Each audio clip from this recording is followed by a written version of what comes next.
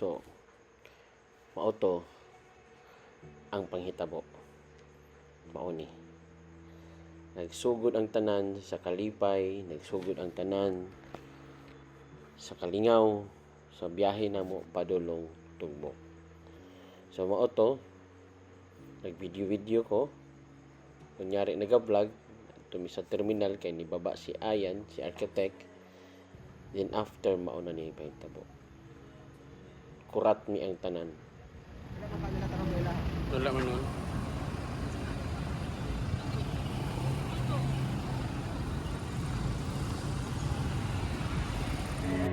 So after sa Kakulba, nagpadayon mi sa among biyahe. Diretso, agi mi sa diversion. Auto, napaliili na lang ko sa bintana ug napaisip sa panghitabo kung unsa man gyud to ang nahitabo kaniha. Glory to God. We are safe. Ug nakaabot gihapon mi sa among padulnganan sa Field of Dreams.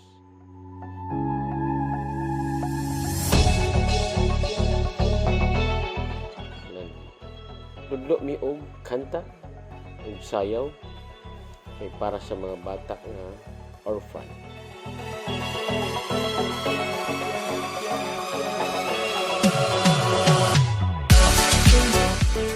So mao na lang ni amo ang offer sa ilaha, tudlo mi og sayaw ug kanta para sa ilang anniversary this coming 19.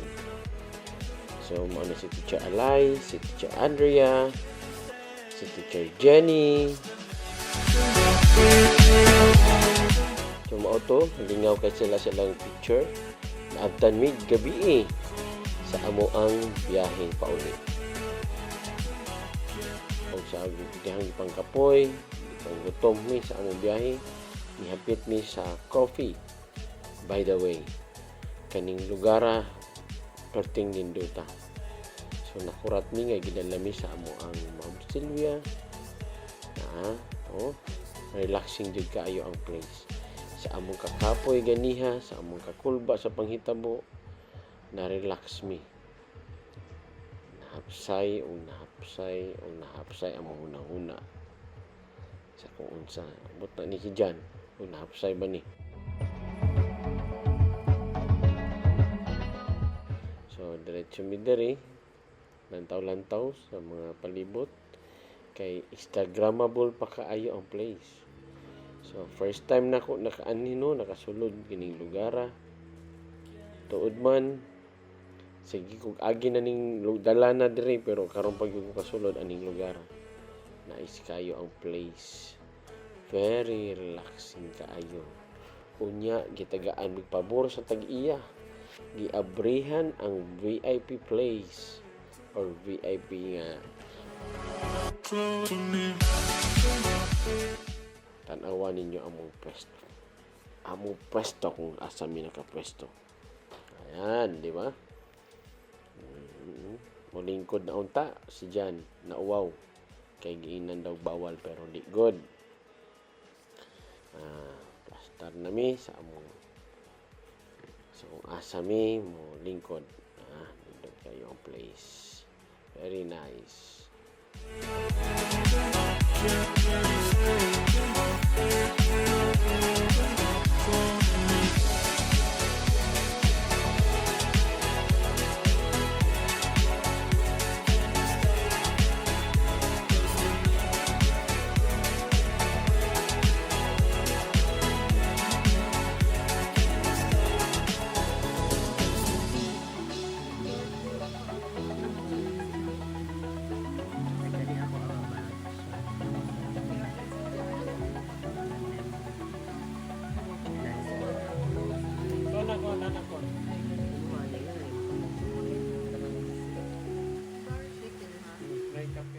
O maora to be continued akong video og atangi sa sunod nga vlog.